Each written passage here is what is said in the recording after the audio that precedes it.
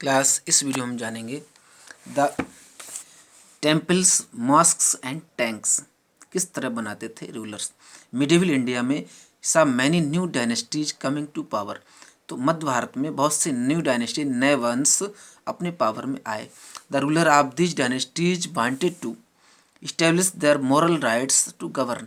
तो ये rulers govern के अपने मोरल राइट्स को इस्टेब्लिश करना चाहते थे। They constructed places of worship to proclaim their close association with God. तो इन्होंने ऐसे प्लेसेस वर्शिप प्लेसेस बनाए जो गॉड से इनके क्लोज कॉन्टैक्ट को शो करता था। इस बात को समझने के नीचे हम पॉइंट पाते हैं। How the king demonstrated his close relationship with God. किस तरह किंग ने गॉड के साथ अपने क्लोज रिलेशनशिप को डिमॉन्स्ट्रेट किया।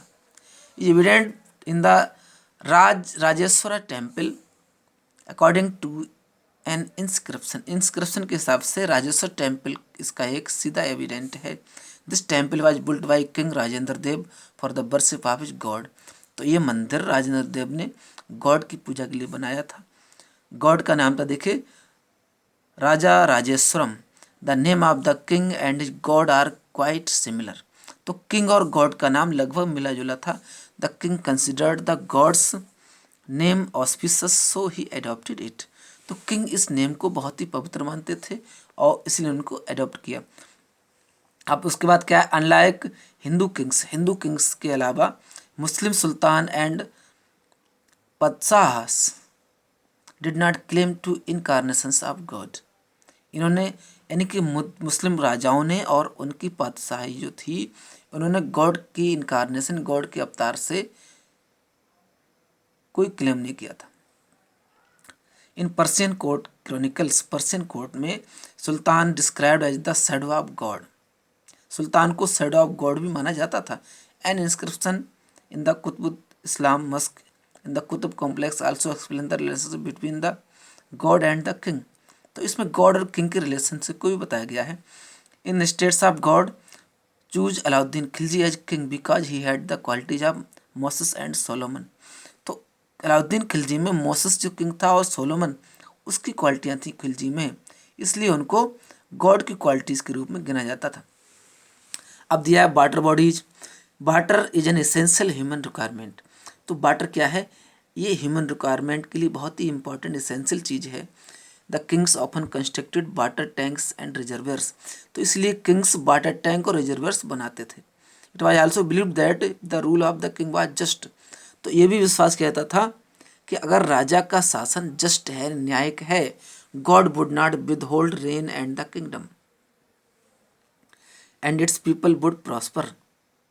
तो गॉड उस राज्य में बरसात को नहीं रोक सकते और उस राज्य में उन्नति होगी। तो some of the water works built by the medieval periods are as follows. तो मिडिवल पीरियड्स में कुछ वाटर वर्क भी दिए हैं। ठीक, Rajendra Chola dug artificial lake near his capital. तो राजेंद्र चोल ने अपनी राजधानी के पास एक आर्टिफिशियल लेक बनाई थी। The lake was filled with water from the Kolerun and Vellar rivers. Kolerun और बेलर रिवर्स से इस लेक में पानी आता था। ठीक, सुल्तान इल्तुतमिश बिल्ड द हौज ए शम्सी। हौज ए शम्सी बनाया था सुल्तान इल्तुतमिश ने, जिसका मीनिंग है सनी वाटर टैंक। अब water storage reservoir in present day Mehrauli in Delhi. तो water storage reservoir present time Mehrauli Delhi में है। Alauddin Khilji built the water Hauz Alai to meet the water needs. Water की जरूरतें पूरे करने के लिए अलाउद्दीन खिलजी ने भी वाटर हौज बनवाए थे। Firoz Shah Tughlaq excavated this tank. तो इस टैंक को फिरोज शाह तुगलक ने भी एक्सकेवेट कराया था। Remove silt to clear the closest inlet channels. ठीक, नेक्स्ट है देखिए many water tanks and reservoirs built as part of religious places. तो धार्मिक जगहों पर भी बहुत से बिल्ट वाटर टैंक्स और रिजर्वर्स बनाए गए थे, जैसे कि the Jama Masjid Delhi has a water body as do many temples and mosques or gurudwaras. बहुत से मंदिर और गुरुद्वारास में भी वाटर बॉडीज हैं। The Harmandir Sahib built Guru Arjun the fifth Sikh Guru 1604 surrounded by the Holi Sarovar water tank. तो हरमंदिर साहिब भी गुरु अर्जुन देव के द्वारा वाटर टैंक से सराउंडेड है। अब यहाँ पर पिक्चर को आप देखते हैं, द हरमंदिर साहिब अमृतसर का pre eminent pilgrimage place for the Sikh surrounded by the Holi Sarovar tank.